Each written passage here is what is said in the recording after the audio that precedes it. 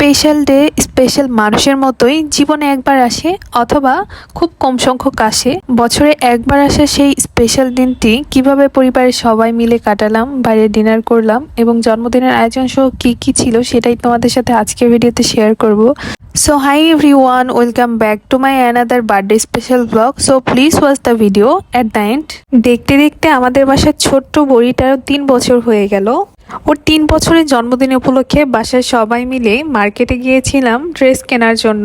আর এই বার্থডে থিমটা রাখতে চেয়েছিলাম হোয়াইট কালার। আমরা সবাই মিলে ডিসাইড করেছিলাম হোয়াইট কালার গাউন পরবো। তো টাউনে যেয়ে আসলে বুঝলাম আমাদের মানিকগঞ্জে সাদা কাপড়ের এত অভাব। যেই কাপড়টাই পছন্দ হয়ে যায় সেটার দাম ওরা আকাশচণ্ডী বানিয়ে দেয়। মানে যদিও কাপড়গুলো বেশ পুরনো, এই কাপড়টা আমার ভালো লাগে, ওরা বলে 600 টাকা গজ। আমি ভেবেছিলাম 200 থেকে 250 টাকা গজ হলেও এই কাপড়টা আমি নিব, কিন্তু ওরা দেখা যাচ্ছে যে 10 থেকে 20 টাকাও কমায়, এর থেকে বেশি কমাতেই চায় না। পরে এই দোকান বাদ দিয়ে আরো কয়েকটা দোকান ঘুরলাম, দেখা গেল আমাদের মানিকগঞ্জে আসলেই সাদা কাপড়ের অনেক অভাব। এই কাপড়টা পছন্দ হয়, সবাই পছন্দ করে জর্জেটের ভিতর। তবে এই কাপড়ে বেশি কোয়ান্টিটি ছিল না, আমরা যেহেতু 6-7 জন বানাবো, এক কথায় আমাদের এক থান লাগতো। তাই আমার ননদের মেয়ের জন্য আর আমার ননদ এই দুইজনই সাদা কাপড় নিয়ে আসে এবং আমরা টেলর্সের কাছে সেই দুটা ড্রেস বানাতে দিয়ে আসি। আমরা চিন্তা করেছি যেহেতু আরো 6 থেকে 7 দিন বার্থডে বাকি আছে, এর মাঝে অনলাইন থেকে কিছু একটা পেয়ে যাব। কারণ মানিকগঞ্জ তো ঘোরা শেষ, এখানে তো আর মন মতো পেলাম না। আর যেহেতু টাউনেই পেলাম না, বাস স্ট্যান্ডে এর থেকে ভালো জিনিস আর পাওয়া যাবে না। আমরা বাস স্ট্যান্ড থেকে তেমন ভাবে কেনাকাটা করিও না, যেহেতু আইডিয়া নেই। বাসায় এসে সন্ধ্যার নাস্তা সবাই মিলে দই দিয়েই করেছিলাম। এটা হচ্ছে আমাদের মানিকগঞ্জের মিতরা বাস স্ট্যান্ডের দই। এই দইটা সত্যি বলছি অনেক মজা ছিল। আমাদের মানিকগঞ্জের দই মিষ্টির থেকে হরিরামপুরের দই মিষ্টি অনেক মজা। তবে এই মিতরা বাস স্ট্যান্ডের দই এবার ফার্স্ট টাইম ট্রাই করলাম। আমি যেমন টাইপের দই পছন্দ করি তেমনই ছিল, যে কারণে আমার ভালো লাগে। বাই দ্য ওয়ে, এটা ছিল এই শুক্রবার, অর্থাৎ নোরামনির বার্থডের আগের দিন। আমরা হচ্ছে নাচানাচি করব সবাই মিলে।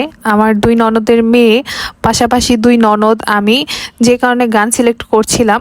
এখন ওরা যেসব গানে নাচ পারে সেগুলো আসলে ট্যাব থেকে বের করছিলাম। আমাদের বাসায় সাউন্ড বক্স ছিল ছোট ছোট, আসলে দেখা যায় যে ফাহিম নোরা ওরা খেলতে খেলতে ওগুলো ভেঙে ফেলেছে, যে কারণে আর সাউন্ড বক্স খুঁজে না পেয়ে পরে ট্যাপ নিয়েই বসে যায়। কারণ ট্যাপের সাউন্ডটা অনেকটাই সাউন্ড বক্সের মতো, অনেক জোরে সাউন্ড হয়। এটা আমার এক ভাগ্নি নাচ করছিল, ও অনেক সুন্দর নাচতে পারে। তবে নাচের সময় গান এড না করলে নাচের সৌন্দর্য বা নাচের মাধুর্যটা বোঝা যায় না। কপিরাইট প্রবলেমের কারণে গানটা অ্যাড করতে পারলাম না। যাই হোক, আমার 2 ভাগ্নিকে দেখতেও যতটা সুন্দর লাগছিল, ওদের নাচগুলো মাশাল্লাহ অনেক ভালো হয়েছে। আপনারাও কিন্তু মাশাল্লাহ বলে যাবেন। তবে ওদের এই ঠান্ডা ঠান্ডা গানের নাচ দেখে আমার ভালো লাগছিল না। আমার তো শুধু মনে হচ্ছিল ওরা ধরা গানের নাচ করি। তারপর তো আমিও ওদের সাথে যোগ দিয়ে দেই, যদিও সেই ভিডিও ক্লিপটা আপনাদের সাথে শেয়ার করলাম না। অনেক মজা ঠাট্টা করার পর আমরা কেক কাটার জন্য প্রস্তুত হচ্ছিলাম। আমাদের মানিকগঞ্জের কেকের ভিতর আমার সবচেয়ে প্রিয় কেক হচ্ছে কেকরি পেস্ট্রিসেরিয়ার কেক। আগে যে কোনো ইভেন্ট বা বার্থডেতে সবসময় বনফুল থেকে আনা হতো, তবে এখন সবার পছন্দের তালিকায় কেকরি পেস্ট্রিসেরিয়ার কেক না হলেই হয় না। আপনাদের ভাইয়া আমাদের যে কোনো অকেশনে সবসময় ঢাকা থেকেই ওয়েলফুড থেকে পাঠায়। তবে সেই দিন সবাই যেহেতু বাসায় ছিল, তাই কেকরি থেকে কেক আনা হয়েছে। আপনারা অবশ্যই কিন্তু কেকরি পেস্ট্রিসেরিয়ার কেকটা ট্রাই করবেন। এদিকে হয়েছে আরেক কাণ্ড, নোরামণি তো কেক দেখার পর থেকেই শুধু কাটতে চাচ্ছিল, আর যখন কিনা টেবিলে সবকিছু সাজানো হয়েছে ওর তো তরই সইছিল না। মোমবাতি জ্বালানোর আগে কেকটা কেটে ফেলে, তখন আর কি বা করার। 2টা কেক আনা হয়েছিল। একটা কেকের নামের উপর রয়েছে রুমাইসা, আর একটা কেকের নামে নোরামণি। আমি আর ওর চাচ্চু মিলে সবসময় নোরামণি ডাকি, আর সবাই দেখা যায় নোরামণিকে রুমাইসা ডাকে, ওর আম্মু আব্বু বিশেষ করে। এরপর নোরামণির বার্থডে তো একটা বিশাল গিফট উঠেছে, সেই গিফটটা সবার সামনে আনবক্স করলাম। এটা হচ্ছে কাপ্রিজের একটা সেট। এই সেটটা দেখে আমার শুধু প্রথমে একটা কথাই মনে আসছিল, নাও নোরামণি নাও, তোমার ইচ্ছা মতো এখন ভাঙো।